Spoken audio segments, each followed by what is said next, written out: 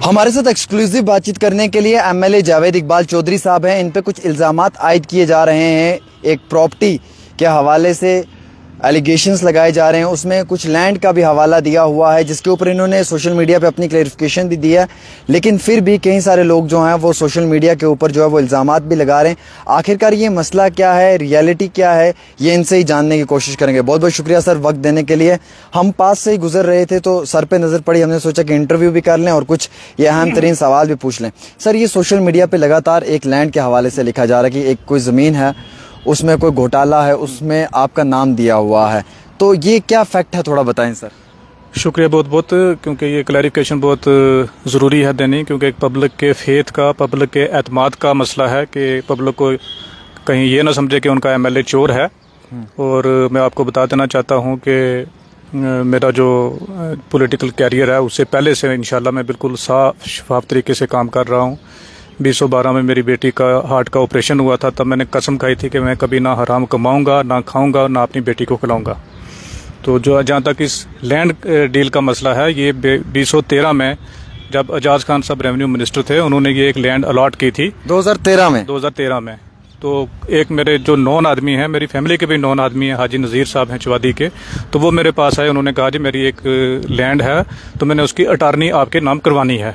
मुझे तो अलाटी का भी नहीं था पता कि अलाटी कौन है, और मैं इन गुड फेथ जो है अटारनी होल्डर बनने के लिए तैयार हो गया उनकी रिक्वेस्ट के ऊपर, और मैंने अटारनी उन्होंने मेरे नाम पे करवा ली। और मुझे ये भी नहीं था पता कि ये कोई लैंड अलॉटमेंट वाली है, क्या मामलात है।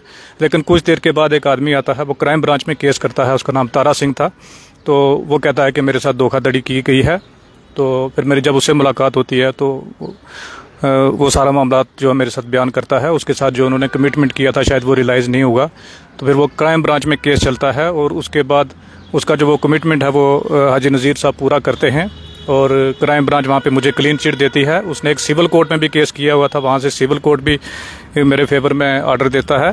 और उसके बाद जो तारा सिंह, जिसके जो लैंड अलाटी है, उसने भी जुडिशल मैजिस्ट्रेट के सामने बयान दिया कि भाई इसमें अटारनी होल्डर का कुछ लेना देना नहीं है। मेरी जो भी बात है वो बेनिफिशरी जो हैं, जो परचेज़र हैं, उनके साथ है, उनके बेटों के साथ है। जो पैसा है मैंने उनसे रिसीव किया है, या जो मेरे मामलात हैं उनके साथ हैं। और जो बेनिफिशरी हैं उन्होंने भी बयान दिया हुआ है कि इसमें अटारनी होल्डर यानी जावेद इकबाल का कुछ लेना देना नहीं है। पूरी थ्रेडबेयर इन्वेस्टिगेशन होने के बाद क्राइम ब्रांच में उसमें 3 साल वो केस चला, और मुझे वहाँ से क्लीन चिट मिली। फिर किसी ने ये केस इनकम टैक्स डिपार्टमेंट में किया, और इनकम टैक्स डिपार्टमेंट ने 2010 से लेके 2023 तक मेरी अकाउंट पूरा छाना बीना पूरी उन्होंने इसमें इन्वेस्टिगेशन की। 2010 से लेके 2023 तक उन्होंने पूरी इसमें छानबीन करके मुझे वहाँ से भी उन्होंने क्लीन चिट दी कि मेरा इसमें कुछ कोई तो वो बनता नहीं है, ना तो मेरी इसमें कोई इकोनॉमिक मेरा कुछ इसमें लेना देना नहीं है, पैसे की कोई लेन देन नहीं है, अलॉटमेंट में मेरा कुछ लेना देना नहीं है।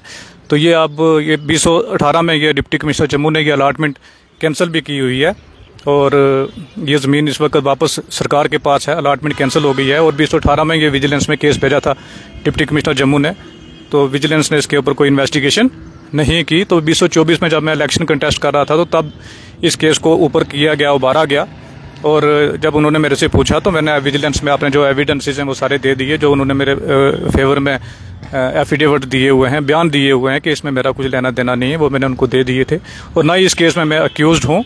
हाँ, इसमें यह है कि मैं एज ए विटनेस, मुझे इस केस का सारी जांच है, मुझे पता है ये एक फ्रॉड अलॉटमेंट थी और जो कैंसिल हो चुकी है, और ये कॉम्पिटेंट अथॉरिटी ने की थी, मिनिस्टर ने की थी। मिनिस्टर कोई बच्चा नहीं होता, वो देख सुन के सब काम करता है। सर, ये जो कुछ लोग लिख रहे हैं या जो आपका नाम इन्वॉल्व आ रहा है, ये किस बुनियाद पे है? देखिए, जब बंदा सियासत में होता है तो उसके दुश्मन होते हैं, और मैं पब्लिक को यकीनदानी दिलाना चाहता हूँ। अगर मैं अपनी प्रोटेक्शन नहीं कर सकता, अपने पब्लिक की क्या करूंगा? ऐसा नहीं हो सकता कि मैं एक सोशल फिगर हूं और कोई भी आके मेरे मुंह पे थूक के चला जाए। जो लोग लिख रहे हैं या जो साजिश कर रहे हैं उनको भी इंशाल्लाह बख्शा नहीं जाएगा। मैं उनको कोर्ट में घसीटूंगा, और सारे इस मामले की तो ऑलरेडी जो है ACB जांच करेगी, और इसमें दूध का दूध और पानी का पानी हो जाएगा। बड़ी कॉम्पिटेंट ऑर्गेनाइजेशन है, और ये बिल्कुल ओपन केस है। हाँ, ये बिल्कुल गलत अलॉटमेंट गलत है, और ये गलती जो हुई हुई है ये टॉप लेवल पे, मिनिस्टर के लेवल पे हुई हुई है। इसमें मेरा कुछ लेना देना नहीं है। सर, क्या आप चाहते हैं कि इस मामले में पूरी तहकीकात हो? बिल्कुल, इसमें 2 ऑर्गेनाइजेशन ऑलरेडी जो इसमें तहकीकात कर चुकी हैं और मुझे क्लीन चिट दे चुकी हैं, और मैं चाहता हूँ कि ACB भी इसका दूध का दूध और पानी का पानी करे, और जिन लोगों ने ये फ्रॉड किया है वो सलाखों के पीछे जाने चाहिए। सर, जो अटॉर्नी आपके नाम पे थी वो अब नहीं है? नहीं, अटॉर्नी नहीं, वो तो लैंड डील ही कैंसिल होगी, वो तो अलॉटमेंट ही कैंसिल, डिप्टी कमिश्नर चमू ने अलॉटमेंट ही कैंसिल कर दी हुई है। मजीद सर, इस मामले में आपको क्या लगता है कि आपको क्लेरिफिकेशन देनी चाहिए आवाम को? मुझे बिल्कुल, मैंने अपनी पब्लिक के लिए जो देनी थी वो दे दी है, और बाकी एसीबी जब मुझे बुलाएगी, नोटिस देगी, मैं जरूर आऊँगा और मैं अपना जो बयान दर्ज कराऊंगा और सारे एविडेंसेस प्रोवाइड करूंगा, और मैं बताऊंगा कि इसमें कौन कौन लोग थे, क्या थे और कैसे हुआ और क्या हुआ। जो मेरे पास नॉलेज है, जो असिस्टेंस एसीबी को मेरे से चाहिए, मैं फुली तरीके से वो उनको दूंगा। सर, जो लोग इसमें एक्यूज्ड हैं उनसे कोई बातचीत हुई है इस मामले में आपकी? उन्होंने कोई आपके साथ गुफ्तगू की? जी नहीं, वो पिछले काफ़ी तकरीबन तब से मेरे टच में नहीं है, क्योंकि जब मैंने देखा कि इन्होंने गलत काम किया और मुझे गलत तरीके से मुझे फ्रेम करने की और मेरी प्रोटेक्शन लेके गलत काम, उनको लगता था कि कल जब ये फंसेगा तो ये हमारी प्रोटेक्शन करेगा। मैंने प्रोटेक्शन नहीं की। मैंने जो क्राइम ब्रांच में भी तब जो बताया था कि मैंने ऑर्गेनाइजेशन जो क्राइम ब्रांच है उसमें मैंने कोऑपरेट किया था, और अब भी करूंगा, मैं एसीबी को भी करूंगा, और जो लोग इसमें कल्प्रिट हैं वो जरूर फंसेंगे।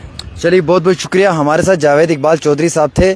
लगातार सोशल मीडिया पे एक दो दिन से जो है वो लिखा जा रहा था कि एक बहुत बड़ा लैंड स्कैम है जिसमें जावेद इकबाल चौधरी का नाम आ रहा है, जो एमएलए हैं वो इन्वॉल्व हैं। तो हमने इनसे वक्त लिया और हमने गुजारिश की कि आप हमें इसके ऊपर क्लेरिफिकेशन दें, आवाम के बीच में ये बात लाएं कि आखिरकार कारण क्या है, काज क्या है। इन्होंने उन सब चीज़ों को आप तक जो है वो दरियाफ्त करके बताया, जो करंट सिचुएशन है वो भी बताई, जो पुरानी बात है वो भी बताई, जो मैटर ऑफ इन्वेस्टिगेशन है वो तो बहरहाल होगा इस मामले में, जांच पड़ताल जो इंक्वायरी है वो पूरी तरीके से होगी, लेकिन इनका क्या रोल है इसमें ये जानना बहुत ज़रूरी था, क्योंकि ये एक पब्लिक के नुमाइंदे हैं, रिप्रेजेंटेटिव हैं।